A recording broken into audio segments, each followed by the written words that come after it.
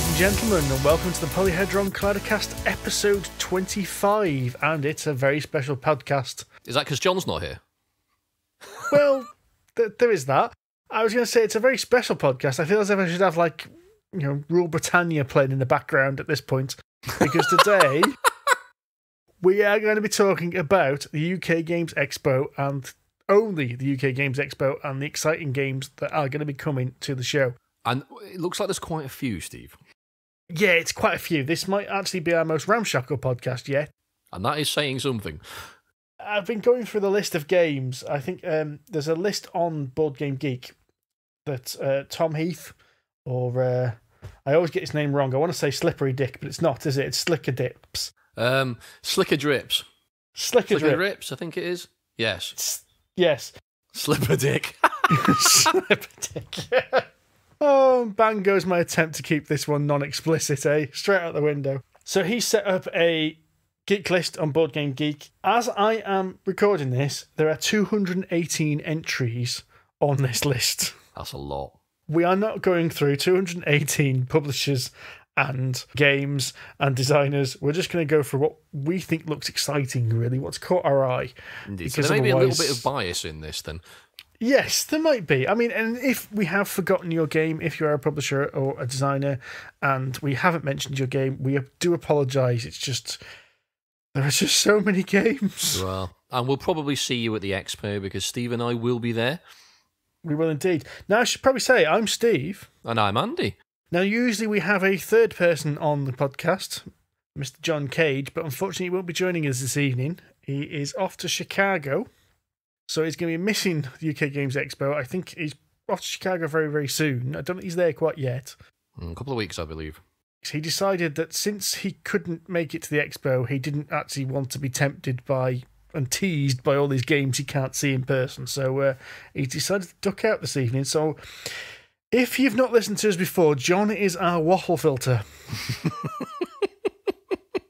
You can see where this is going, can't you? John stops me and Andy from going down a rabbit hole. So I apologise now if we go completely off course and end down. Don't apologise. Maybe we can finish our discussion of Bodego versus Nando's again. That's a great idea, yes. But not yet. We've got juicy games to talk about instead of juicy burritos. Before we talk about some games, let's just mention some of the other things that are going to be at the Expo. Yeah. So this is the UK Games Expo. It's the 2nd to the 4th of June at the Birmingham NEC, which thankfully for us is relatively down the road. 45 minutes the way I drive. Yeah, Google says an hour, doesn't it, Andy? Maybe. I know a shortcut. It's called the right pedal. You might want to stay off the roads early Friday morning and late Sunday evening then, folks. It's a massive board game convention. We're going to be concentrating on what we're going to see in the trade halls, which is kind of the main event. So this is where all the publishers, all the designers, all the shops set up stands and basically sell or show off their wares. But that's really only about a third of what the expo really is. You've also got seminars going on throughout the entire weekend. You've got the Bring and Buy sale, which is probably the biggest board game Bring and Buy sale in the UK. I think this is gearing up to be a massive one. I mean, looking at the activity on the Facebook groups, there's people just throwing up lists of things they're bringing. I mean, there's pictures of Arctic containers and things like that being flashed about. Yes. So I think, it's going to be a big one. I can see people going into the expo with an ISO container full of second-hand games. Exactly. Yeah, it's there's a lot going on. I mean, it's worth saying. I mean, last year's was massive, and that was the first time we had the one of the biggest halls, wasn't it? As well as the Hilton. Yes. For all the gaming events, which is obviously the other third that I butted in. So I mean, last year there was all the Star Wars. Was it Armada or X-Wing? There was Europe's largest X-Wing tournament. There we go. Is it X-Wing again this year, or are they doing something else? X-Wing's still huge, so there'll be a massive X-Wing tournament. There are, I believe, tournaments for most big games. So I got to admit, I haven't looked for the tournament list, so I'm not off the top of my head sure what's there, but I know there's definitely an X-Wing tournament again. I believe there's Star Wars Destiny, which is the dice collectible card game from Fantasy Flight Games. I know that's a massive deal this year. Oh, well, there was another tournament. It's escaped. Did you say there was a pandemic one? Or was that something else? Oh, that might be something else. Ah, I'm making things up. I don't think that was UK Games Expo. I think that was somewhere else. There might be one. I don't know. I haven't looked at the list. Well, if you pop along to the NEC Hilton, you'll find out. But you might want to take some air freshener. It's not that bad. No, it was foosty in there when we went in towards the end of the day, but it wasn't dreadful. There was 250 tables of X-Wing players. I was actually quite surprised how fresh it smelled. in a room without any windows. Yeah, the wallpaper wasn't peeling off the wall, so it's not so bad. I think it's worth saying that, I mean, last year was big. We had, what sort of 10,000 square meters? It was 10,000 square meters of trade hall space. Yeah, and it's 14,000 now. Trade hall space. That's enormous. I mean, that's just trade hall space. That's not open gaming space. That's not RPG session space. No, that's not seminars. That's not tournaments. That is just trade stands. Which is great. So you and I are going to be quite busy. We are. We're going to be knackered. Yeah. I mean, last year was a bit of an ordeal. I think by the end of the Sunday, we were, right, I've had enough now. I want to go home. It was about 3 o'clock, I think, was it? It shut the doors at 4. Yeah. And I think 3 o'clock, me and you just went, all right, we'll have one last wander round. Yeah. We picked up some bargains from Chaos Cards. We were shifting some stock. Oh, that's right. Yeah, that's why I got Fury of Dracula for 40 quid. That's a bloody good job I did, isn't it? Yeah. You timed that perfectly. It went out of print. That was good. But it basically went out of print by the time it took you to drive home that day. Yeah. Did well. Yeah. So yeah, it's going to be good. It's going to be good. One thing you haven't mentioned, actually, which we know, we've mentioned the event certainly in the past, is there will be Knightmare Live. Yes. So if you've not got a ticket, you're probably out of luck, but if you can get hold of one, it's definitely worth seeing. It's a great event. I went 9 months ago now, sometime last year. I did a review of it. We did talk about it on one of our earlier podcasts, but if you can get to go, it's going to be brilliant. So I can certainly vouch for it. So get your arse there. That's a great event to go to. So if you're not quite, if you've never heard of Knightmare, Knightmare's an old 80s TV program, which a bunch of kids basically went on a really crappy CGI dungeon. It was a kids program that used to be on weekday afternoons, but they've modernised it and made a stage show out of it. And you went to see it earlier last year, didn't you? And I'm gutted I can't make it to this one. I loved it. It was so well done, and it was. I think it's fair to say that production values were on the same par as the TV show. But you know what? It really, really worked. So I'm not going to dwell on it too much. Go and listen to our previous podcast if you want to know more about it. And then obviously go along if you can and go and see the event live, because it's brilliant. It's so well done. And I'm sure the cast will be walking around for you to harass during the day as well. So I'm sure Paul and Richard will be quite happy to have the picture taken. If they're not, well, just do it anyway like I did. He looked confused in that photograph. Because I just wandered up to him going, Paul, I heard you said you do RPG stuff, which is something else they do as well. He actually holds sort of live RPG, kind of staged LARPing almost. They're doing that as well. Are they? Yeah, they're doing a couple of shows of Knightmare and a couple of shows of... It's Memopaja the Show, isn't it? It's called. That's it, yes. And he sort of mentioned that. My ears pricked up and went, right, I'm having you. And then so basically grabbed him right at the end of the show. So I'm going to get a picture taken because, we're Polyhedron Collider and this is what we do. So, he sounded quite interested, to be fair, but he was desperate to get backstage because he was knackered from after the show. So I got a picture out of him and that was about it. Right then. We've talked about the extra stuff. I think it's time we talk about some games. I think you're right. Where the hell do we begin with this? Oh, God. I tell you what, let's start with the stuff we know. Yes, the stuff we've played. So we are quite lucky due to doing Kickstart reviews and seeing some other people at other shows, there are a few games that are going to be at the show, either for demo, and some of them are going to be for pre-order. I've got to admit, there's not a huge amount that's going to be for sale, but most of them are going to be for demo, which we've had a chance to play.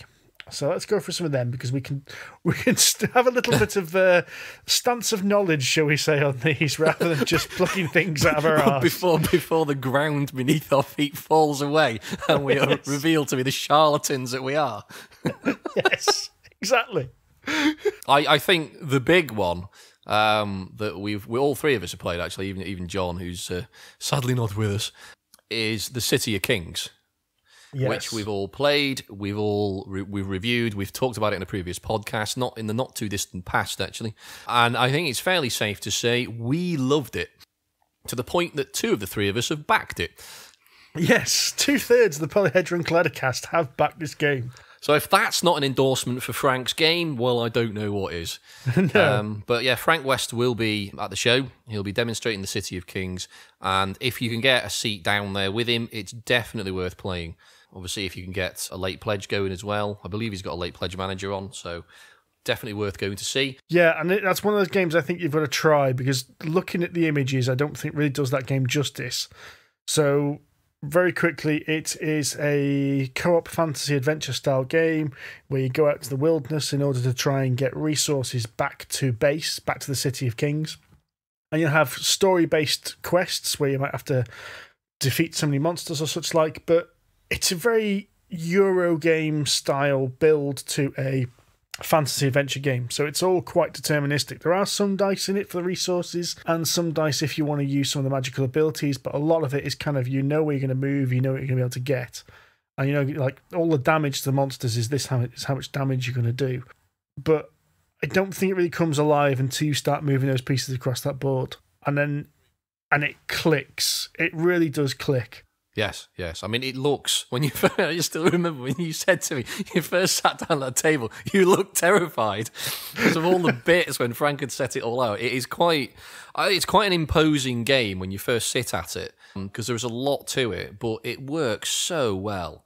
Once you start playing a couple of turns of it, as you say, Steve, it really clicks. It's dead straightforward to actually play it. Admittedly, we were playing it with a designer, so if it wasn't dead straightforward, I think there'd be issues. Yes. But it works really well. It's really intuitive.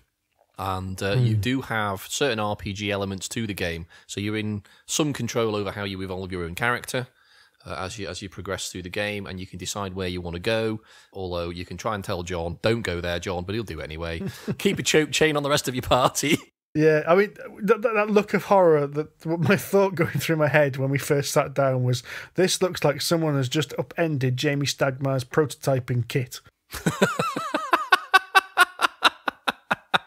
Because there are wooden tokens and cubes absolutely bloody everywhere. Yes. But no, I mean, it really does work. If you are going to have a demo of this, make sure you ask Frank whether he approves of the Polyhedron Collider strategy to this game.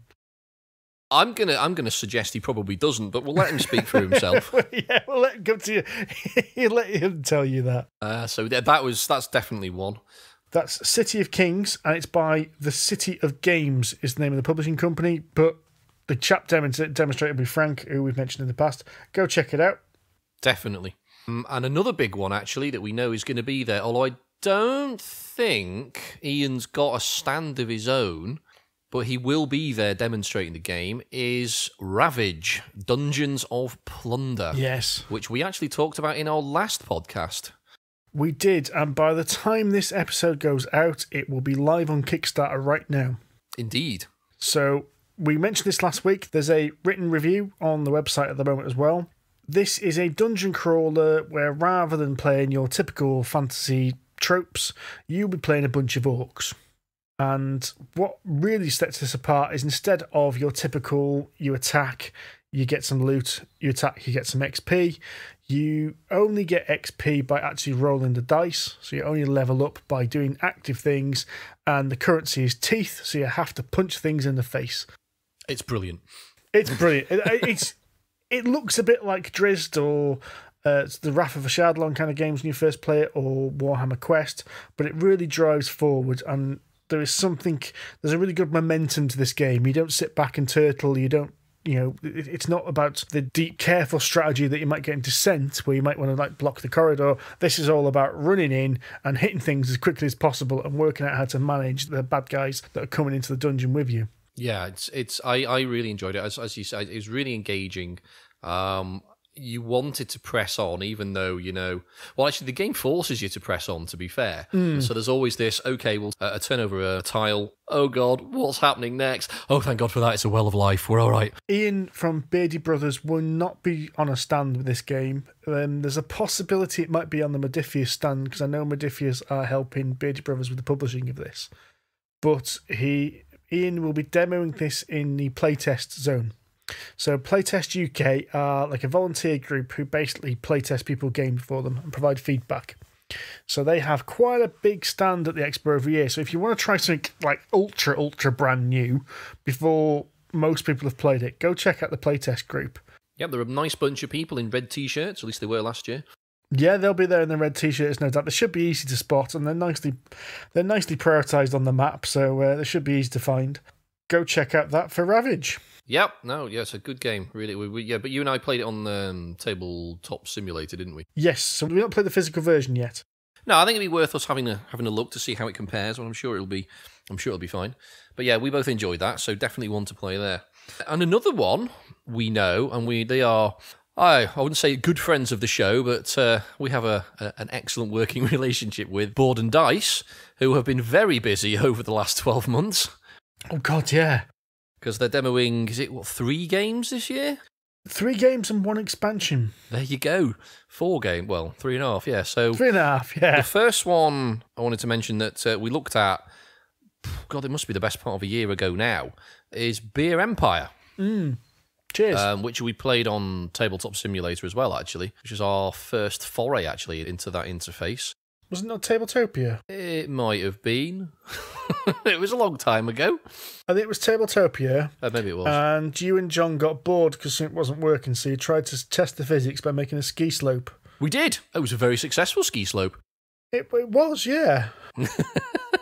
But Beer Empire itself, we have talked about in a previous podcast again, so if you want more details, go to that. I've even written a review on our website, so have a read of that as well. But the idea is you run a brewery. So needless to say, between the 3 of us, it went down rather well. It did indeed. It's a Euro game, so you are managing resources, and your resources are hops, malts, but most importantly, time. Because that's an interesting way in which you managed actions you could take. So basically, you had a number of workers, but your workers would only work either all day, half a day, or an evening, which is a bit weird. Yes. A bunch of work-shy peasants running this brewery. We had one keen guy who got up first thing, and everyone else kind of got up at lunchtime. That was about right. Yeah, probably sleeping off the hangover from the day before. Yeah. And the way you scored points was fulfilling orders. So it'd be a series of orders which you could get for the brews, and also impressing the judges. It was a beer festival every so many rounds. Ooh, and I had the best recipes for the beer with the hipster beer judge with his pipe and plastic rimmed glasses. And turned up on a Segway, yes. Yes. So yeah, Beer Empire is probably definitely one to see. And yeah, you mentioned the expansion, which I assume you mean for Multiuniversum there, Steve. It is indeed for Multiuniversum. There we go. Now, we quite like Multiuniversum. We did. It's a small card game, which we've talked about and reviewed quite some time ago, though. Well, this time last year, because we picked it up at last year's Expo. That is a good answer. But now, I have to admit, card games are not my usual fare, but I really enjoyed it. So there's, I suppose, a seal of endorsement there. A man who doesn't usually go for card games quite enjoyed a card game. So yes, this was a game where you played cards, and the card you played, the action depended on what space you were on. So each card had, I think it's 5 different actions, but there's 5 different spaces your player could be on, your meeple could be on. So you could only play the action that matched the colour of the space you were on. And the idea is it was like a set collection game. You're supposed to be going to other dimensions and collecting information and bringing them back. But what you're basically doing is collecting sets of cards, and there's points based at the end. Now, this expansion has come out, and this is, of course, Other Dimensions, the Cthulhu expansion. So you'll be buying that then, won't you? I already own it. There you go. I've not actually played it yet. Have you not? Oh, God. No, it arrived just before I moved house, and it's somewhere in a box somewhere. You're letting the side down there, Tudor. I am, indeed. A Cthulhu expansion you haven't tried. That's poor. That gives you an idea of how busy we are, actually, guys. It does, actually, yeah. Steve hasn't played a Cthulhu expansion. Well, but on the subject of card games, they're also going to be demoing, I'd imagine, SUPERHOT, the card game. SUPERHOT, the card game, yes, which I managed to play earlier in the year as well. So that's... Now, the final version of this, I believe, is multiplayer, but the demo version I played was a single-player game. And so what this is a single-player deck builder, where rather than the usual deck building like the Dominion style, where you're buying cards from like a resource and then trying to get bigger and better cards every turn, here you're trying to manage a row of cards in front of you. Because you have a series of objectives. The objectives might be to fire so many bullets, or to dodge so many bullets, or take out so many bad guys. But these bad guys will appear in this row, and if they're left in the row for too long, they'll start shooting at you. And if a bullet comes to the end of the row, without you managing to take it out, then you take damage. So basically what that means is the card comes into your hand, too many bullets in your hand, and, well, typical deck building thing, it ruins your efficiency, and eventually you're going to die.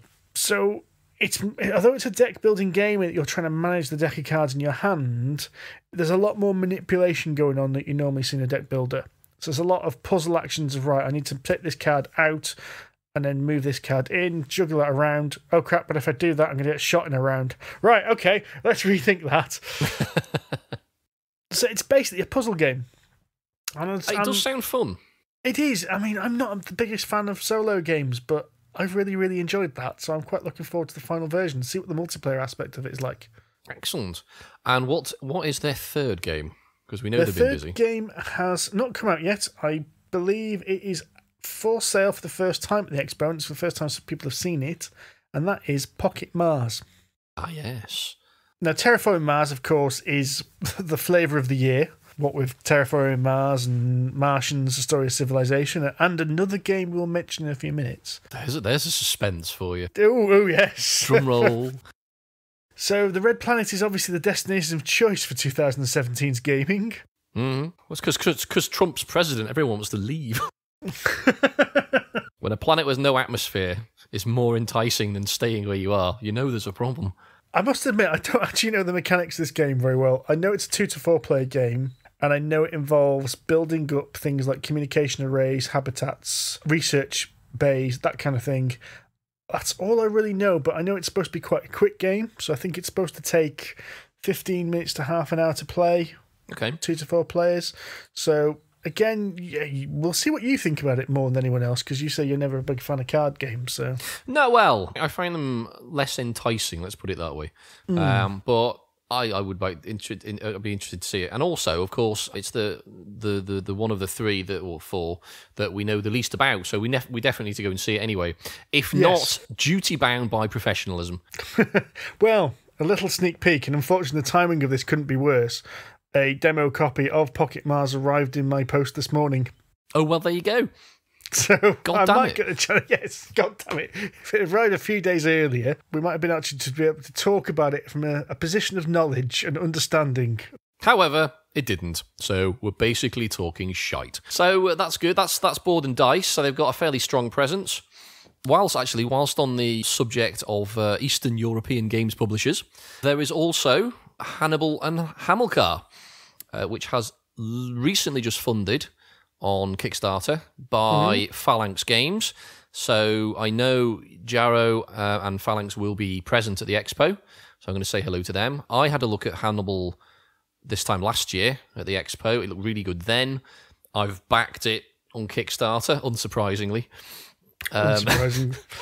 It's on Kickstarter. Yeah, Andy's probably backed it. And I really like the look of it. It's probably not to everyone's tastes, but you should definitely go and have a word with the Phalanx guys, because it's not the only game they do. They've done quite a few others as well. Slightly more military focused, possibly, given away by the name of the company. But all the games look great. Their stand last year was superb. Really friendly guys, so definitely go and give it a go. Have a look at Hannibal, because it looks really impressive. It's a really good game, strategy game for 2 players. So I'll be giving that a go, just to make sure that I don't have buyer's remorse. Just to make sure the thing you already spent all your money on was worth it. Yeah, exactly. And Jarrow said he's going to buy me a beer, because I missed out on the early bird Kickstarter by about 20 minutes. So fair play to Phalanx there. That's customer service for you. He said at the Expo, yeah, beer's going to be about £5, isn't it? Yeah, probably. Yeah. So I'm quite keen on seeing that. Do we think Brass will be demoed there? Because I haven't seen anything about it. No, there we go. Really That's don't. been shot down in flames. You're hoping to find that another of your Kickstarters would be there to make sure you've purchased wisely. Exactly, yes. Spend the money and then decide, oh, never mind. Too late now. No, I've heard no wind that Roxley Games are going to be there, so I think they come over for Essen, but I don't think they've... Are they Canadian, aren't they? Yes, they are, yeah. Yeah. Which is ironic, given that the two cities that the games are based around are both in the UK. Yes. And we need to have a word with the Brolin brothers. Oh, aye? Yeah, they were What have they discussing done now? brass. Well, they can't pronounce Lancashire. Lancashire. Lancashire. Oh, good grief. Given that I used to live in Lancashire, I need to go over there and slap them silly. I know they're a lot bigger than me, being, big tough Americans who eat lots of steak and potatoes and things, but I still need to have a word. You do? Or write them, as in true British style, write them a strongly worded letter.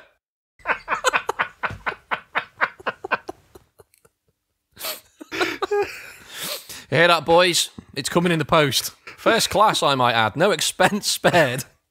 That's just knocked me off kilter, that is. Excellent. So this is what happens when we don't have a waffle filter. Andy threatens to write letters. Oh, where the hell are we? Right. Since we've already mentioned we're going to talk about Mars, and you've mentioned the Eastern Europeans, it's worth mentioning quite possibly the biggest of European games publishers, or biggest of Eastern European. Let's say the biggest games publisher in Poland, and leave it at that. Portal Games will be at the Games Expo this year. Portal Games, the games company that you always struggle to say the name of. Portal Games, I can do Portal that. Games game by Portal Games. Wait, what? Portal Games. Yeah, but I can say Ignacy Trevicek, no problem, can I? I'll take your word for it. So, Ignacy will be here again. He wasn't here last year, but he was at the 2015 Games Expo. He's going to be bringing, I believe they will have a stand there, so they're going to have the games for sale. It's always worth a look in because I think he always has a few promos for the few games. I know Imperial Settlers is very popular, and I think he has some of the expansions and promos available, but the interesting ones is he's going to be demoing 2 games. Now, one of them is due out very soon. The other one is due out at Essen. So the one out due very soon is the one we alluded to earlier, which is the First Martians. Oh, yes. So this is based on his Robinson Crusoe game, which is... we mentioned the solo games a little bit earlier. This is quite possibly the most famous or biggest solo game going. It's one of those games that everyone seems to suggest playing solo because it's crushingly difficult for starters. Oh, I like the sound of this already. So, First Martians is based on Robinson Crusoe, but instead of it being entirely deck-based, which is what Robinson Crusoe was, it was board and cards, this is going to have an app with it. But the theme is largely the same, but rather than being stranded on a desert island, you're going to be stranded on Mars. They're basically both deserts, so makes sense. A natural progression. Yeah, so in theory, what we're being told is the app means that it's going to be a lot more in-depth about the random events that can happen. So basically going beyond what a deck of cards could manage. So events will come back to haunt you later in the round if you do something wrong. Early in the game, it could have a massive effect later in the game. Ah. It's also suggested that the app will have a campaign system built into it. So you can basically play a story of several games, one after another. And it's even hinted that you'll be able to save your game in the middle. So you'll be able to set up the board for it and save your progress and come back later. Can you keep hammering quick save like you can with things like Doom? You make sure you quick save. So where every time you get across the room before your internal organs do, quick save, we're okay. That sounds interesting. We like again, another Martian one. Another Martian one. I think it's only one of 2 Martian ones we're going to talk about today. So the other game that we're bringing is Alien Artefacts. Now this is a 5x card game. 5x? 5x card game. Where have we got 5 on?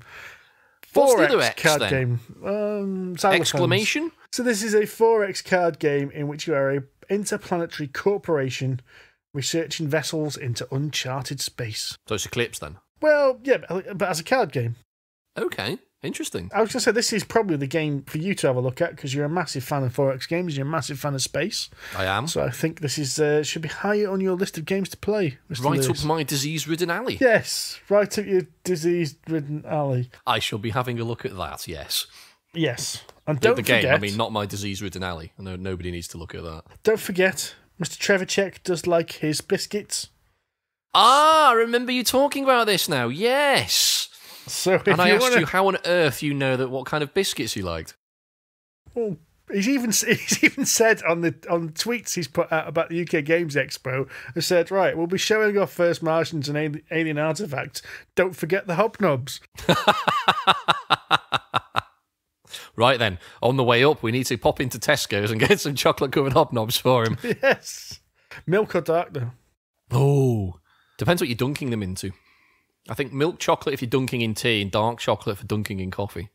See, normally I'd say I'd be dunking it in tea, but I think we're going on copious amounts of caffeine that weekend. I think you're right, yeah. I think I might have to buy shares in the little coffee van that was there last time. Just that walk was so up, good. put 50 quid behind the counter and just go, let me know when it runs out. That was so good because it was proper coffee, wasn't it? It was. It was really nice. Oh my God. Hey, right, we're off. Bang. Oh, yes. Climbing the walls by the end of the day. But yeah, it was very, very useful. And it was good coffee. Oh, it was bloody lovely, wasn't it? Did you have any of the ice cream? Yes. Yes, Amanda bought me one when you were recording a video. So we were sat there choffing down ice cream while you were sort of sat sweating behind a camera. It was rather pleasant. You wouldn't think there'd be such nice ice cream at a games convention. It was really, really bizarre. Oh, it was good. No, it was yeah, a good wee stand. I hope they're there again. Let's hope so. Indeed. I need that. Otherwise, I'm a bit stuck. One thing, actually, I think he's also going to be. I don't know in what capacity, actually, and I only say this is because I've suddenly reminded myself that David Turksey has actually asked me to give him his copy of Petrichor back at the expo. So I can only assume that he's actually going to be there. Which, yes. By association, I can only assume he's going to be demoing the game at Expo. Mind Clash Games are going to be there, and so they're going to have quite possibly my first purchase of the Expo. So they're going to be demoing and selling Anachrony, which is the time-travelling worker placement game. I've heard only good things about it. I've heard a lot of good things about it. I've heard a couple of niggles, a little bit of in places, but a lot of people are loving it, and I nearly backed out on Kickstarter and decided not to. I nearly pre-ordered it, and for some reason decided not to. So I've run out of excuses now. So I think that's going to be like, as soon as the press preview finishes, from Mind Clash Games, one Anachrony, please. They are, boys and girls. If you are listening from Anachrony, please keep one back for Steve. You will sell it. He's also going to have Days of Ire, Budapest 1956. That sounds interesting. Now, I don't really know much about this game, but again, it's Mind Clash Games. I'm going to pronounce his name wrong. I'm going to let you pronounce it. It's David Turksey? That's the one. Turksey? I think it's Turksey. Oh, He'd probably wrong. approach both of us at the expo and say, no. It's probably Smith or something. I don't actually know how this game works. I don't really know much about it. But at the last expo, Mike from Who Dares Rolls played an early demo of it in the evening. And he was that impressed with it, he dragged the designer off to the interview section to show the game off. And basically, he did not stop talking about this game for the rest of the bloody weekend. Mike enjoyed it then. I think we can come to that conclusion. Okay. Yes. And obviously, yes, Petrichor is by the same guy. I went through it with you and with our sort of regular Tuesday night group. From our point of view, the reception was mixed, but not bad. If he is demoing it, it's definitely worth a go to see what you think yourselves, because I would say agree, definitely, because it's very abstract. Yeah, we think there was a couple of things we didn't quite like about it, but I don't think everyone's going to feel the same about that. I think you're right, yeah. So we didn't hate it, we didn't love it, but it's going to be, I think, a game you either really enjoy or are fairly ambivalent about. But definitely worth a look, just because I think it is genuinely, I would say it is different. Although Steve and I are both convinced we played something very similar before, but neither of us can think what it is. I'm sure we've both eaten too much cheese that day. Oh, probably. Because I cannot for the life of me think what game that reminds me of. No. It's still bugging me, that is. Yeah. It'll come to me in the middle of the night. It's this! What? Yes. Oh, okay. But definitely worth a look, just purely because of the aesthetics of it more than anything else. It is very different. It's a nice idea. You play the rain, and I'm going to leave it at that. We have covered it in a previous podcast if you want a bit more about it, but yes, playing as the rain. So for any hippies out there, definitely worth a go. So I think that's probably all the big ones we've covered, isn't it, Steve? I think we'll probably think of another one halfway through. Well, all right then. We've talked about what we know about so far, but a possible big one that we're not sure about. Because this is a hunch on my part rather than a definite knowledge. What you need to do now, people, is hold Steve to this, and when it blows up in his face, mock him profusely on Twitter. I know I will. Games Workshop are going to be at the UK Games Expo. This is the first time Games Workshop will be there. Now, they've been in the past as Forge World, and they had a small presence at Essen in the past, but they're going into the expo big. They wanted a lot more space. They came a bit late to apparently we're speaking to the organisers at Aircom, the expo organisers, sorry. They were saying Games Workshop came in a little bit late to the table, so a lot of the space had already gone. So they basically bought up what was left. So there is going to be a massive Games Workshop stand, and Games Workshop are doing a seminar, I think it's on the Friday, where they're going to discuss the implications and things they've gone through when designing the new version of Warhammer 40,000. Oh, very nice. So Warhammer 40,000 8th edition is coming out soon, and no one knows exactly when. 8th, Jesus. I remember the second edition. Yes. Wow, we're old now, aren't we? Yeah. Oh, are FFG going to be there? I assume they are going to be there. Oh, this is going to be brilliant. It's going to be like, a divorced couple both turning up to the same event. Do you think there's going to be disgusted looks and throwing things across the corridor at each other? Tell your father I'm not talking to him. Your mother says this.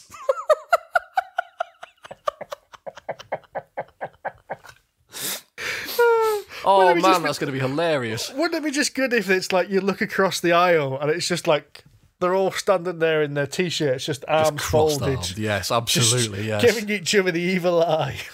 Or they're both determined to prove to the other one that they're better. So it's like, the mum turns up, mutton dressed as lamb, trying to attract the youngsters, and the dad turns up in his sparkly suit and a low top sports car, trying to impress the young girls. Both going through a midlife crisis and failing miserably. Or they might be the professional organisations that we both know and love. I'm sure it'll be the latter. I'm sure it'll be the latter.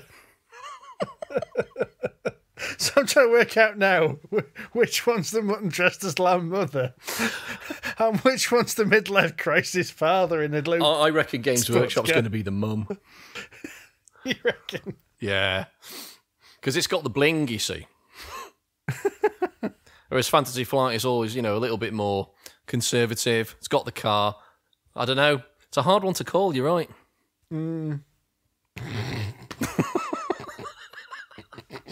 Now there's a rabbit hole for you. So, we're not quite sure if Games Workshop are bringing Warhammer 40,000 8th edition.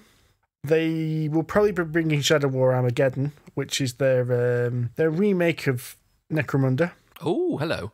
Are they going to be bringing along the, is it the Mark 10 power armor? Because I know you sent me an image of that the other day. That looked quite nice. I think with the fact that they've been leaking, they've been drip feeding these images and details about 40k 8th edition, I think there's going to be a little display stand somewhere with those new models in. Little display stand. Okay. Little display stand. I think that's, a few cubic meters, yeah. Yeah. Well, it's interesting. Are Games Workshop just going to go there and say, look, we're Games Workshop, here's what we normally sell? Or with it being a big games convention, they're going to go, boom, here's 8th edition. Ooh, I don't know. Anyone's guess. As you said, are they going to turn up in a convertible Mercedes? There you go, you see. With a V12 engine. And maybe they both will. Well, that's an interesting question. Fantasy Flight Games have not announced anything big over the last few months. And in the past, have slipped out a few surprises via the UK Games Expo. So a couple of years ago, they brought the demo copy of Forbidden Stars. which had only been announced like a week before the expo. You got to the expo, and there it was. You could play it. Oh wow! Okay, So, maybe we're going to do something similar. So it is. Which of the divorcee couples is going to come in with the biggest sports car? So, well, we'll have to find out. we will. I mean, it's a pure hypothesis at this point, but I have a funny feeling Fantasy Flight Games have got something. They've been too quiet for too long, in my opinion. If they bring out Mansions of Madness 3, I'm going to be upset. But it'd be nice to find out if they actually have something in the pipeline for that, and a few other games as well. And maybe there's going to be TI4. Let's start that rumour mill again. Slowly start winding up that one. That's the one. It's annual. It's annual rollout. So we've given the big boys plenty of coverage. Let's have a discussion of abuse. Oh, I hope we don't get into trouble to likening two of the biggest games producers on the planet to an old married couple. So back to smaller and newer developers. One game that has kind of caught my eye actually, but only in the last sort of week or so, last couple of weeks, as you listen to this podcast, is a game called Dice Hospital. All right. And designers by Stan Kudonsky and Mike Nudd. And it's being touted a little bit on the Facebook groups by Cesar Al Jazeer. He's asking people's opinion on basically the box art at the moment. So the game's still very much in development, but it will be at Games Expo. And looking at the box art, for anyone of a specific vintage, shall we say, if anyone remembers the game Theme Hospital from the 90s, kind of a follow-on from Theme Park by Bullfrog Games, it really reminds me of that. The game's actually a worker placement game. I mean, you have, obviously, there's a bunch of dice in there. Basically, you're running a hospital to appease the local authorities. Players use their hospital staff to treat patients, and you can call in experts and specialists and so on and so forth. So it really does sound and look like Theme Hospital, which I have to say I really loved. I thought Theme Hospital was a fantastic game back in the day. So if these guys have brought out something, I don't know if it's been inspired by Theme Hospital, but given that I commented to Cesar on the group the other day, actually, when I had a look at it, I said, it reminds me of Theme Hospital. He said, really? That was one of my favourite games. That's really great to hear. So I can't help but think it has been inspired by Theme Hospital, potentially. And no bad thing, because that was a good game. So I think Dice Hospital is something I'd like to see, if it's going to be there. It looks like it is. I was actually reading about this today. The dice are the patients. So I think the number of hit points they've got left. I think so. Yeah, I think the number is like how much health they've got left. So yeah, the graphic design on this already looks amazing. He was, as you said on the Facebook group, he was just teasing a couple of images and saying what do people think like best. But simple things like the red cross of the Dice Hospital logo is the faces of a dice. Yeah. And the player characters have little ident badges, and they're made to look like hospital identity badges of staff. And it's even got, like the little holographic watermark you often get in the background to try and make it more difficult to photocopy. Those are dice. Fantastic. So it's all little things like that. The graphic design on this game is really superb. Somebody's gone into a lot of detail to make this look interesting, It does look interesting. I'm really keen to see it. So that'll be one that I'll be watching. Now, that's not the only dice-based game or dice-based worker placement game that's caught my eye. Ooh, worker placement game that's caught your eye, Mr. Tudor. You've been hanging around me too long. I have. It's unusual, I know. Well, to hang around me or to have a look at dice-based games? I've been hanging around you for too long, that's for bloody sure. So, this is a working title name. I don't know if the final game's going to be called this, and we're told it might not be, which is, I'm going to pronounce this wrong now, Pleiades. Pleiades. Or Pleiades. Go on, you've got the classical education. I also did astronomy. Pleiades. Ooh. Yeah. It's the name of a star cluster approximately 400 light years from where we are. Oh, for God's sake. It's a cluster of hot blue young stars. It's rather pretty. It's also known as the Seven Sisters in the sky because you can usually see about 7 of them with the naked eye. Well, it's been educational, this has. There you go, yes. Yes, Pleiades, the Seven Sisters. So this is a dice worker placement game from Czech Games Edition. I'm already on it. Indeed, I thought you might be. Again, this is going to be for demo only because I think the Czech Games Edition stand or CGE stand, depending on what you could call it, is just going to be demo and they're going to be selling games. I think they only tend to actually sell games at Essen. I think everywhere else they just run demos. Right. So this is by, again, I'm going to butcher somebody's name there. This is by Vladimir Suchy, or Suki. I'm going to go for Suchy. Who is the designer of Prodigal's Club and Last Will. Now, you enjoyed the Prodigal's Club, didn't you? I did enjoy the Prodigal's Club. Now, it's a weird game because it's a... you know when we were saying when we talked about Petrichor, how sometimes the mechanics and the theme seemed a little bit disconnected. Prodigal's Club and Last Will do have a little bit of this. They're really nice themes, but the games are quite mechanical. So I really, really like Prodigal's Club, but there is a point when you realise you see through the matrix, as it were, and you see the mechanics working behind it, and you kind of go, oh, all right, I'm going to ignore that now and just play the game for fun, kind of thing. Okay. So it's going to be interesting to see how much this game is the theme and how much the game is the mechanics. But I must admit, I like Last Will, I like Prodigal's Club, so I'm keen to find out what his next game is. Yes, and whilst on the subject of Czech Games Edition, I'm pretty sure, in fact I know, our good friend, and for the 25th podcast in a row, Paul Grogan is going to be demoing the upcoming expansion for Adrenaline. Yes. And we like Adrenaline. We really enjoyed Adrenaline. I've got it. I really enjoy it. We played a extremely early prototype and literally hot off the press at AirCon earlier this year. I think Paul had basically read the rulebook literally the day before. I got a lot of the counters. So for anyone not familiar with Adrenaline, it's basically Unreal Tournament in board game form. It's a deathmatch shooter game with no dice.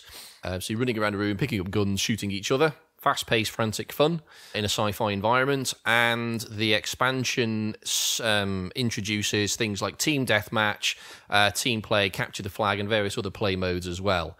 Now, I have to admit, we weren't that sold when we first played the prototype, were we? Because we thought it was a bit stodgy. That's a good word for it, stodgy. Yeah, we kind of thought that what it did is it made it a 6-player team game. Yes. So it was 3 players per side. And so what happened was 2 players would take their actions at a time. So you basically played it so you'd have 3 rounds based on the 3 different combinations of players. And we all felt that because all of a sudden you're thinking about what 2 characters are doing and the combination in which they do their actions, it suffered from massive analysis paralysis. Yeah. You know. Yeah. It really did. And each turn took about 15 minutes. Yeah. Because you'd be there going, well, I could do this first. No, I'll do this first. Oh, hang on. Yes, you do that first. And I'll shoot him and grab that ammo. No, hang on. If I grab that ammo first, that gives you this bonus, which gives him the bleed bonus, which does this. Right then. Let's do that then. Yes. So, yeah, it'll be interesting to see what optimization has been chucked in, if any. So I'm sure Paul will be there to demo it, and I'm sure they've optimized it because Czech Games Edition don't release bad games in our experience. So I'm sure they've been working hard on this. No, and they do take feedback from these demos very seriously. Yeah. So it's going to be interesting to see what they've done to change that.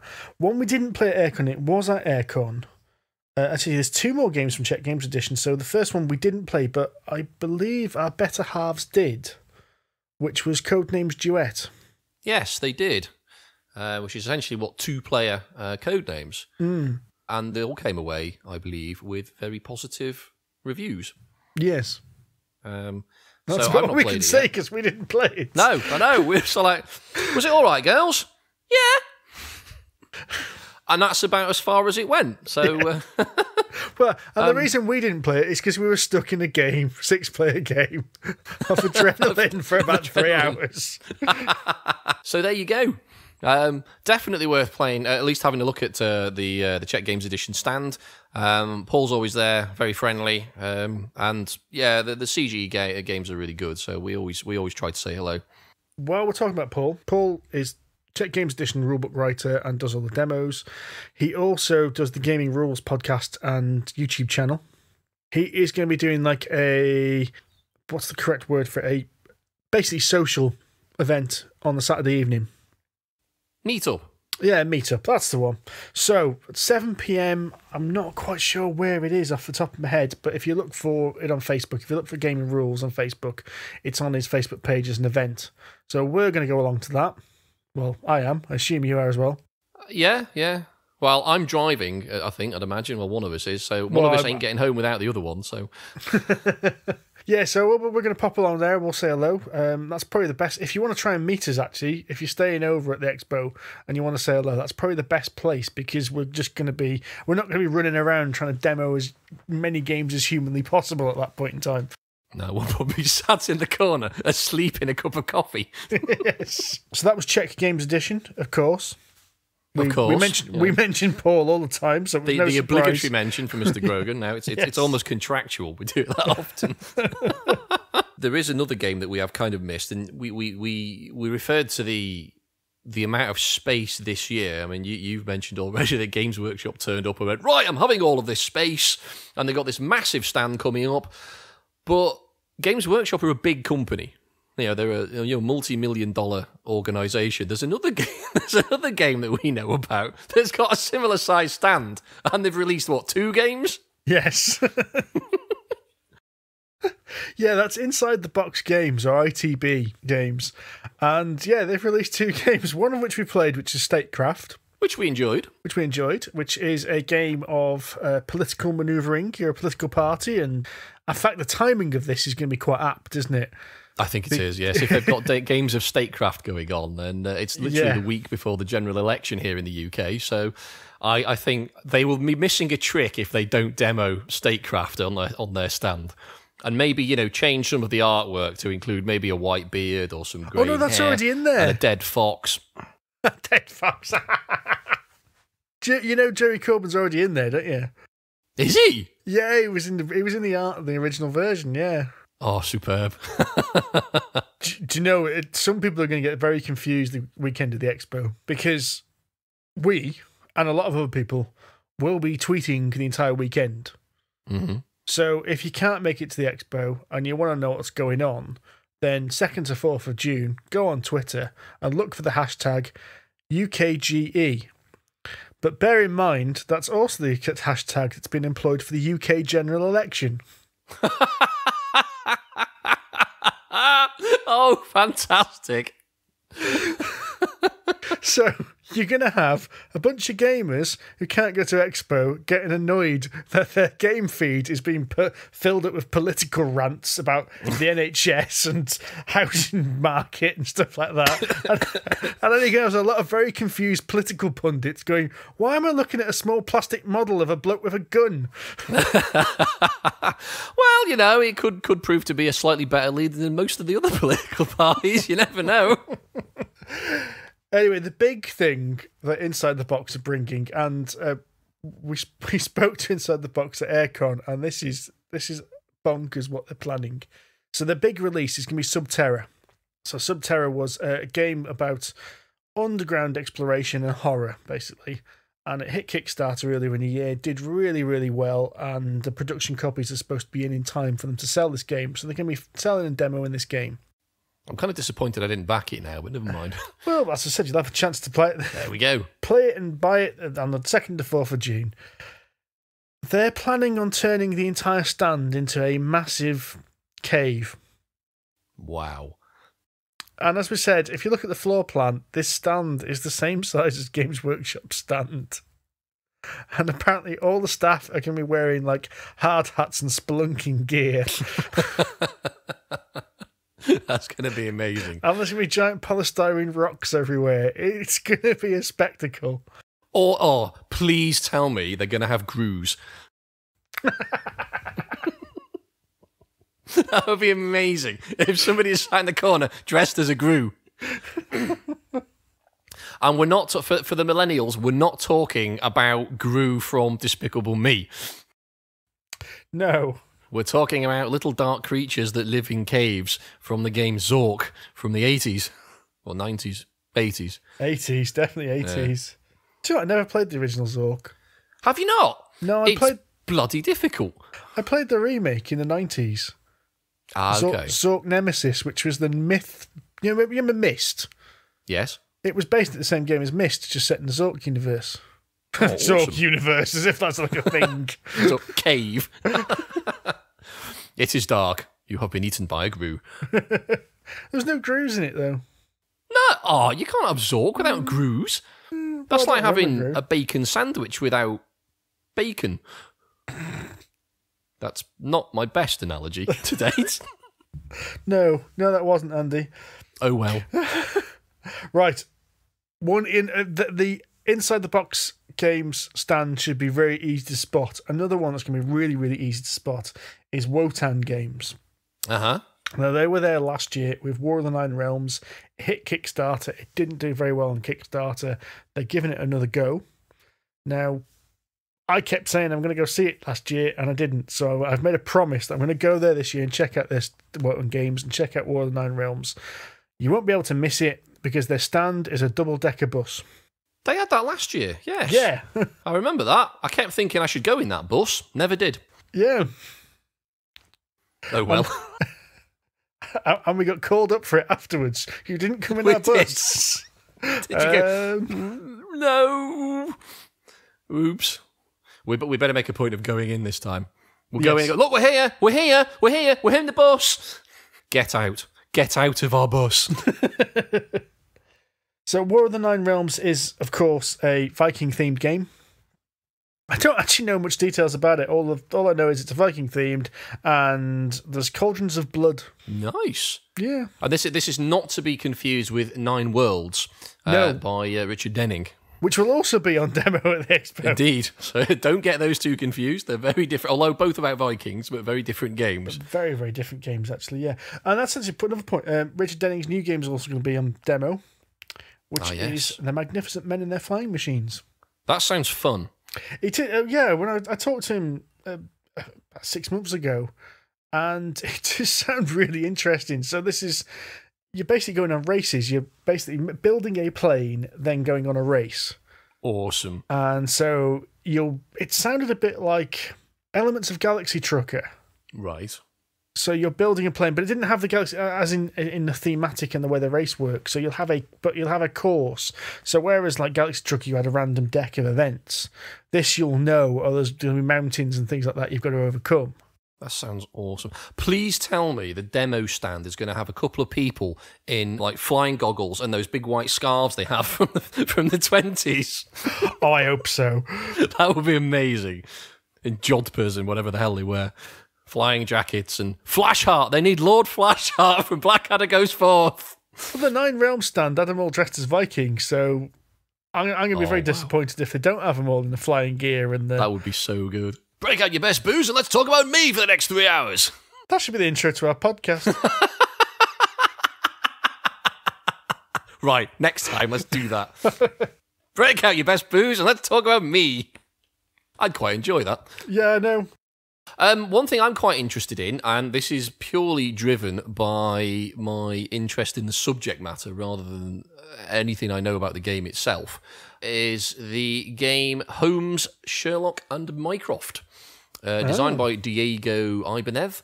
And Sherlock and Mycroft centres around an investigation in the wake of a bombing around the London Parliament. Oh. Mycroft searches for clues, apparently, to prove him guilty, while Sherlock Holmes tries to prove him innocent. So it's a two-sided game. You can bring in people like Mrs. Hudson, Inspector Lestrade, Irene Adler, and all the people from the books. Mm-hmm. So it's sort of one side against the other. So it sounds like it could be quite interesting. But beyond that, I know nothing about it other than I'm a massive fan of Sherlock Holmes, and not just because of the TV series. No. I have all the books and everything, which I've read and really enjoy. So I'm quite interested in that. And also I've got the Consulting Detective game, which is really, really good. So building up a small collection there. There's another game. Mr. Lang has been busy once again, just sort of throwing out games like their last week pork chops. And this time he has brought The Godfather, the film, to the board game. The Godfather, that's the one. With the really annoying trumpet, And this is called Corleone's Empire, another Dudes on the Map game. Standalone big box board. And, of course, all around the Godfather Empire, Corleone, the Dons, all that sort of stuff. So Another game by Eric there, probably and almost certainly worth checking out. Have a look. It will be there. I don't know in what capacity. I doubt it's for sale, but I doubt it for sale. I think that one's going to be on the Asdevium stand, if I'm correct. I know Asdevium had a couple of things up the sleeve that they weren't willing to share, but this news seems to have come out today, so they've obviously made some kind of link with Simon Games, and they're going to be doing some stuff. Now, another game that we are familiar with, Steve, a couple of games actually that you are rather taken with. Yes. So we'll talk about Legends Untold, because you backed it, didn't you? Yes, I backed it, and they've got Legends. So Legends Untold is dungeon crawling game where the deck of cards represents a dungeon. So in a similar way, it's similar to Ravage, but more abstracted. So you have to face perils in the dungeon, like locked doors and traps and things. And what you do is you'll pull out a deck of cards to make this quite intricate looking map, and the map really does look completely different every time you play. There's 2 sets, so there's like a Goblin Caverns and Lizardmen Sewers. I've not been following the Kickstarter too much since it backed, so I don't know what state they're at, but they definitely said they're demoing it more. They're bringing out a new game as well, which was the Horde, I think. Ah, yes. So this is, again... Lord of the Horde. Lord of the Horde, sorry. So this, again, is harking back to Ravage a bit.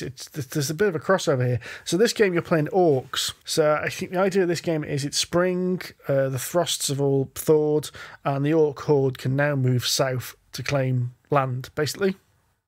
So the frost has thawed for the horde. And let's just hope we're not bored. Oh, damn, I'm good. I'm waiting for somebody to put one of these stupid quotes on their Kickstarter page. Oh, they really should. Yeah, it's going to happen sooner or later.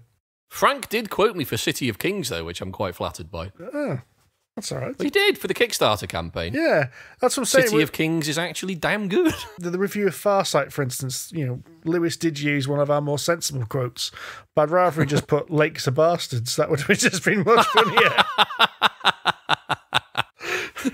It's a quote from the review. It makes no sense out of context, but... Lakes are bastards. It's true, they are. You can drown in a lake, and you can't move a robot through it. 2 good reasons we should drain them. Indeed. You also played Perfect Crime. So Perfect Crime was an asymmetric game where one player plays a bank, and another player plays modern-day criminals, aiming to do bank raids to grab loot, cash. Again, it was nearly prototype. Kickstarter was on not long after the Expo, so it was about July, August the Kickstarter hit, I think. Something like that. I really enjoyed it. I backed it. They've been spent a lot of time kind of polishing this game, so it's going to be quite interesting to see what it is. It's Grubbling Games, by the way. You didn't break this one, did you? No, I didn't break this one. Just to be clear. No, I opted for a very simple strategy, which was get in and get out as quickly as humanly possible, and it seemed to work rather well because... Well, that's kind of the point of a bank heist, isn't it? You don't really want to sit there, set up a picnic, have your sandwiches, Radio 2, that'll do. Oh, it's a nice day for a bank robbery, this. Get out the gingham sheet. Maybe the limonella stick to get rid of the wasps as well. Oh, shit, the police have turned up. Well, that's just ruined the good picnic, hasn't it? The way in which Perfect Crime works is the longer you spend planning the heist, the more the bank can upgrade security. So there's a bit push your luck as you are balancing between preparation, so grabbing people for your crew, grabbing weapons, grabbing tools like blowtorches or passwords or things like that, but you don't know what's in the bank until you get there. So you can do a quick raid where or you can try and sneak in to try and get some information, or you can cover every eventuality, and do a very well organised heist. Whereas I just went, screw it, let's just batter down the wall and see what happens. Cheese it. Yes, and it worked rather well, I thought. Excellent. That's the only way to rob a bank, really. Yeah, break down the wall, grab the cash, run. Excellent. Speaking of robbing stuff. Another game that's just caught my eye, although I have to admit we weren't overly sold with this, because we covered this game in one of our really early podcasts, actually, which is Raid and Trade, War on the Streets. So it's a looks like to be either an expansion or a second version of it. I think it's an expansion. Yeah, because we played Raid and Trade, a little over 12 months ago now. It was one of the earliest podcasts. Yeah, it's like episode 2 or 3. Yeah. Yeah, and we were not enamoured by it, although it was an interesting idea. Yeah, interesting idea. I'm not entirely sure it worked brilliantly. It'd be interesting to see if the expansion has improved it at all. Yeah. So that's by that's Mage Company. That is. That is Mage Company. Yes, I was about to try and pronounce the designer's name. Charalampos Sakiris. There we go. Now they're one of the sponsors, I believe. Ah, they can't be doing too badly then. Well, I must admit, we haven't actually mentioned any of the sponsors yet. We should probably do that. Yes. This podcast is brought to you by... Oh, no, wait. It's this UK Games Expo is brought to you by... Mayfair Games, who are the makers, of course, of Catan. Yeah, swiftly moving on. Funnily enough, Catan Studio. Geekinson Tables. Oh, we like Geekinson. We do like Geekinson. We're gonna pour over some Geekinson tables while we're there. When you say we, yeah, me. I'm pretty sure they're going to like you as well pretty soon. When I hand over the check, you mean? Yes. Osprey Games are going to be there as well. They're they're one of the major sponsors. So Osprey Games did Escape from Colditz remake. They did Escape from the Aliens in Outer Space. They've got some... I actually don't know what games they've got planned for this year, but they are always good-looking games. They've got a high spec of quality on them at the moment as well. So the other sponsors of the expo are Battlefield Hobbies, which is like a war game centre. It's actually not too far from here, I don't think, where they've got like a massive place you can go play some war games. They've got Wild West Exodus, which is a Wild West miniatures game. And they've got Hawk War Games. Now, I don't think Hawk War Games are going to show anything new off, but I would imagine they're going to be showing Dropzone Commander and Dropfleet Commander off. So that did look good last year.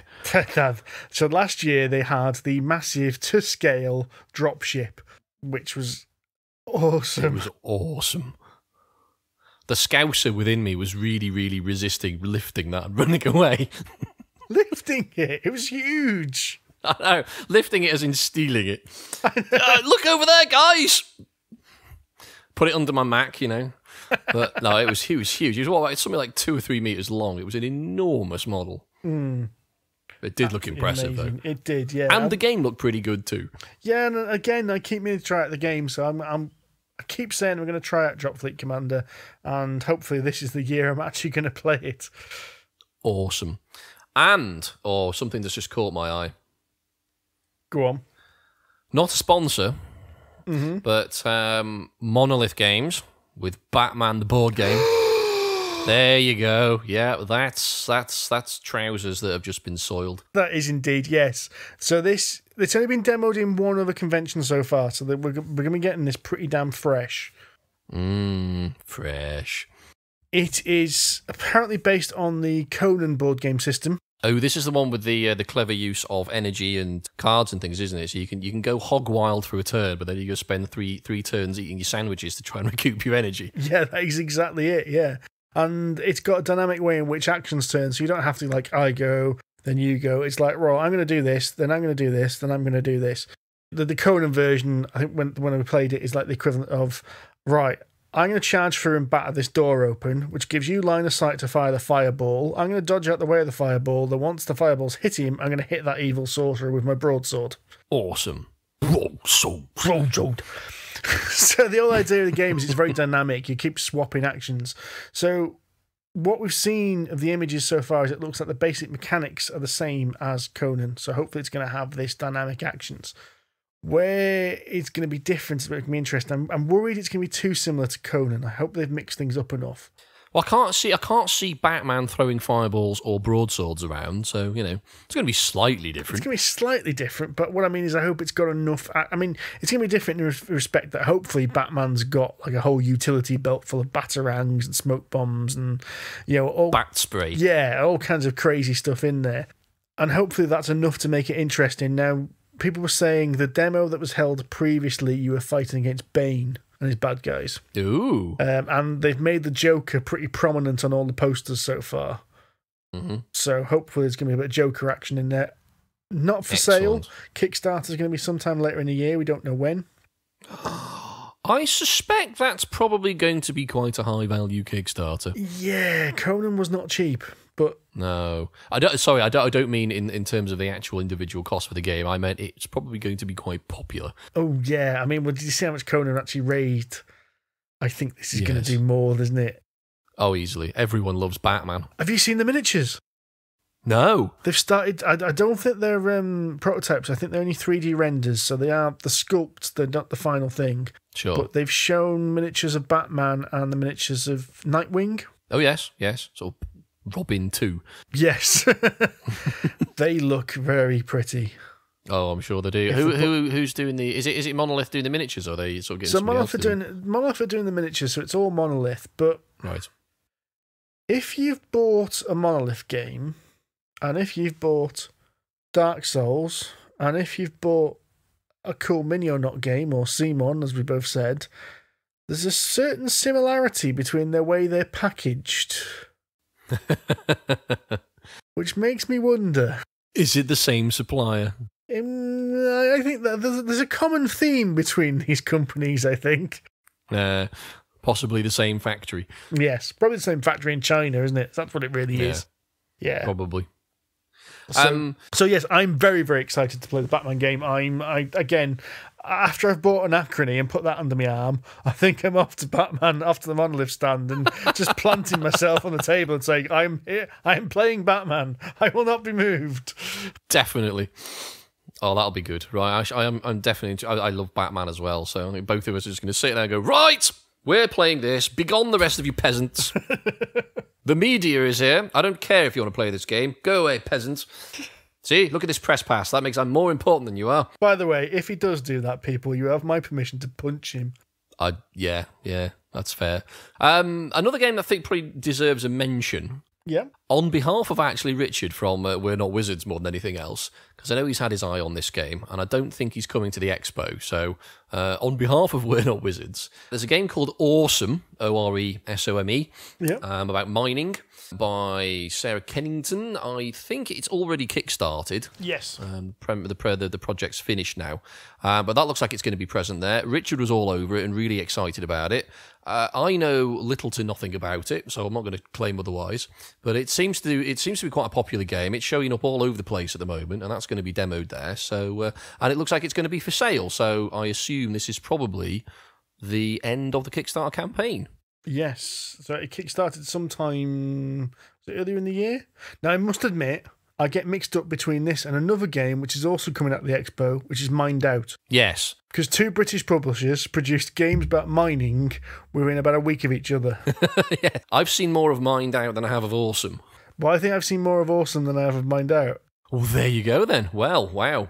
And yet we still know nothing about either of them. Yeah. We're doing a good job here. We are. We're doing well. Or is it One Free Elephant Games that make Awesome? I'm going to say yes. Okay. They will be bringing another game to the expo. And as we know on this podcast, we like to spread the Lovecraft. Oh, good God. Did you just say that? I've had that written down for weeks. Good grief. Get your coat, Judah. So, they're going to be bringing a game called Carcosa. Now, if you're going to be really pedantic, yes, the King in Yellow and Lost Carcosa are not strictly Cthulhu mythos because they predate Lovecraft, but Lovecraft references them all the time. So, this is a game which, on the surface, looks a lot like Carcassonne. But instead of building a medieval city in France, you're building the lost city of a mad king in another dimension. So kind of Carcassonne meets the castles of Mad King Ludwig in space. Yeah. Excellent. Again, I'm not quite sure exactly how the mechanics of this work, but it's got tile laying in a very, very similar way to Carcassonne. So they've got little cities on, they've got little ley lines rather than roads on them. But they're double-sided, and you're placing, rather than placing your workers down, you're placing cultists down. Ooh. And it seems there are a couple of ways in which to cause the game to end. You're either trying to bring the lost city of Carcosa into our dimension, or raise the king in yellow. And basically, whoever has got the most favour with the king at the end of the game wins. I don't know. That's about all I really know. I'm really looking forward to trying this. The artwork they've teased so far is very good. I mean, the king in yellow is always something that can make a game look interesting. But I'm interested in how you turn Carcassonne into a game about the Cthulhu mythos. Nice. That sounds interesting. Well, that answers another question from our mailbag. What would we like to see Lovecrafted? Well, there's another one. There we go. And you never thought it'd be Carcassonne? No.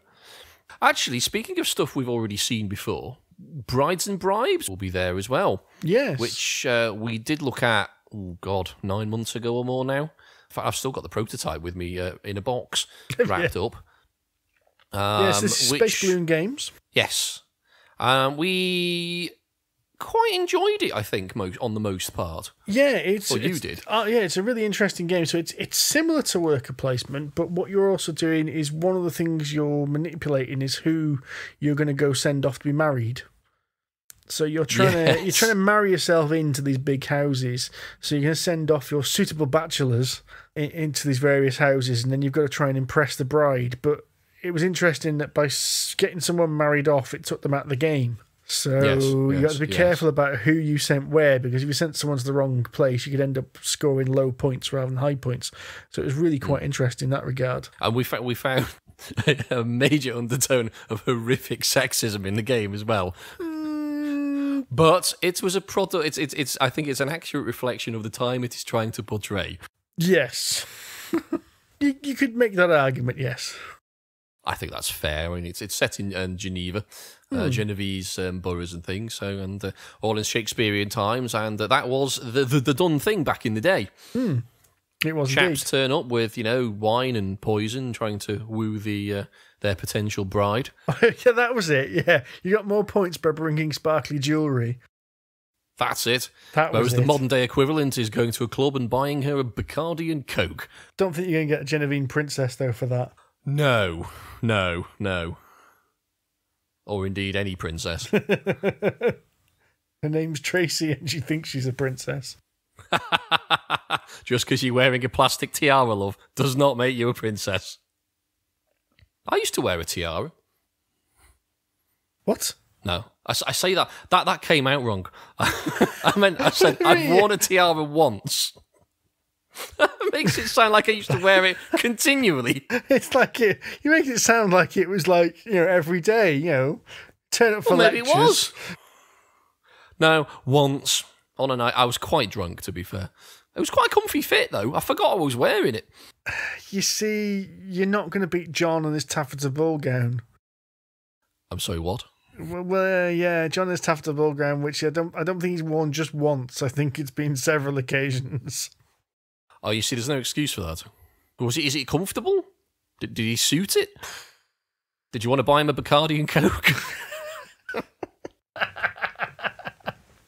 No. Okay, that's good. No, just no. Have I put you off your stroke for the second time in the podcast? I'm not quite sure what's worse. The picture of John in my mind in the ball gown, or when he was dressed up as a minstrel wearing those tights at his stag do. God, on his stag do. Oh, that's still etched on the back of my head. Oh, yeah. You see, we saw things we weren't looking for in those tights. Oh, that was not nice. Oh, while you were mentioning Richard and We're Not Wizards, a guest of his he had recently, they'll also be able to demo Wreck and Ruin. Ah, yes. Which is the post-apocalyptic kind of Mad Max dark future style game. Grab some huge petrol-guzzling car with spikes welded onto the front of it and go in the desert and shoot the crap out of other similarly rusty diesel-powered cars with spikes. Yes, I remember him mentioning this. It sounded interesting. So it's like rather than like Dark Sun and Road Warrior, I think was the other game, which had like a road we actually played on. This is like a hex map. So I'm intrigued on how this is going to work. Oh, I shall have to have a look. Yeah, because I suppose you're running the risk there of being far too much like Mad Max. Yes. Well, yeah. It's not the first game that's going to come out that will be like Mad Max, but it's interesting to see what it does that makes it different, if that makes sense. Yeah, totally. Still worth having a look, though. Yeah. Another one I quickly want to mention as well, NSKN Games. They've got a couple of games, actually. There's a couple of family games they're bringing. Bring one called Strawberry Ninja. I'm sorry, what? Strawberry Ninja.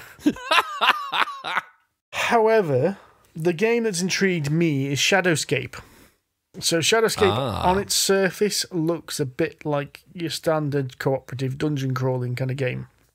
But I believe this is a cooperative game, and you've got a 5x5 dungeon grid out on the board. And then you've got a set of cards in front of you, and all the cards are laid out in front of you that give you your actions. Okay? So far, pretty standard. Mm-hmm. However, when you use an action, you turn the card over to reveal a different action on the back of the card. Ooh. So every time you take an action, it changes the actions available to you on your next turn. So you've got to remember what each action is, so you can kind of predict what you want to do in the future as well. Yeah. Interesting. It does look interesting. It looks relatively simple. If you've played any of their Mistfall games, it's based in their Mistfall universe, so I should imagine there's going to be a couple of characters which cross over. I don't know whether it's going to be for sale or just an early demo, but it does look kind of interesting. Nice one. That sounds quite interesting. Is it purely cards? There's like a grid of pieces on the board which represent the dungeon itself. I think there are miniatures or little tokens, little pieces moving around the dungeon. So there's a bit of movement around. You've got to kill monsters as they appear and grab treasure, your typical dungeon crawling thing. But it's the cards in front of you that give you those actions which choose how you're going to do things during the turn. And as I said, you don't put them in your hand. They're all laid out in front of you, so you flip them over as you use them. Yes. I like the sound of that. I assume you can pick up the card and have a look to see what's on the back of it so you can remember. Well, I don't know. It might be better if you can't, actually. Yeah, it'd be better as a memory game. Right, what was I supposed to be doing? Making a cake. Now, that can't be right. What? Somebody's mixed these up. Damn them. So, I believe we've talked about everything that has piqued our interest, but no doubt we've forgotten about something. Oh, I'm sure we have. We've probably forgotten about lots of games, to be fair. Now, we've rattled through a hell of a lot of games there, and we have scratched the surface of really what's going to be at the Games Expo in a few weeks. And so I should imagine there's going to be a few surprises. I'm sure there will be. Whether those surprises be the games we've just mentioned being good or bad, or some surprises that we don't yet know about. I do feel as if a couple of big publishers are holding their cards close to their chest. To be fair, if we did know about it, Steve, it wouldn't be a surprise, would it? We might. Damn you and your logic.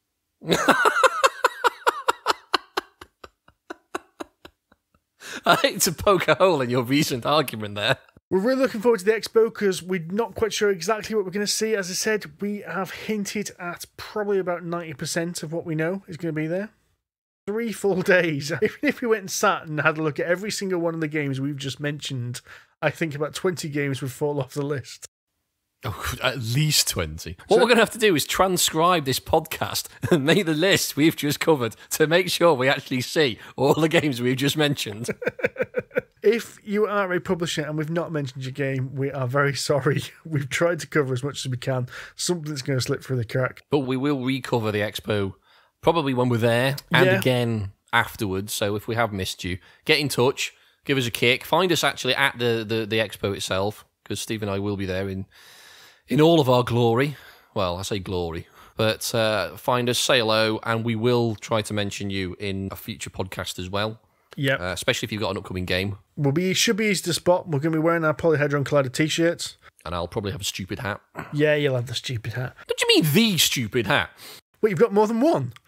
I don't have any stupid hats. I have many hats, you cheeky bastard.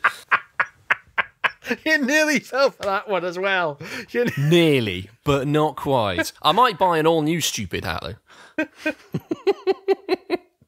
Anyway, if you're not quite sure what to look for, if you just press the button on whatever device you're playing and look at the logo that's in front of you right now, that should be the Polyhedron Collider. We will be wearing those on t-shirts because they've just come in today. We've ordered some brand spanking new Polyhedron Collider t-shirts. And I won't ruin this one. Yeah, put it on basically cooking it in the washing machine. Yeah, I did notice when I took these out of the bag, it says cold wash only in big letters on them. Yes, and we know why not. So we're going to be around the expo. We'll be playing games. We'll be chatting. Whoever you are, if you see us, come say hello. Poke us in the back. But obviously make sure that you treat us like the celebrities that we are. Oh my God, it's Polyhedron.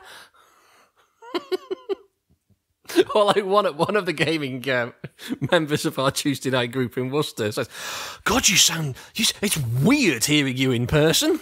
So I said, why? Do I sound exactly the same? He says, yes. Which I suppose I would. Yeah, it's not like we're putting on any kinds of airs and graces here, are we? God, no. This is Salt of the Earth podcast, this is. Yeah. So, yes, 2nd till 4th of June, Birmingham NEC. We'll be there. We'll no doubt be fueled on huge amounts of coffee. Hell yeah. We look forward to seeing you there. Happy gaming, folks. Tatty bye.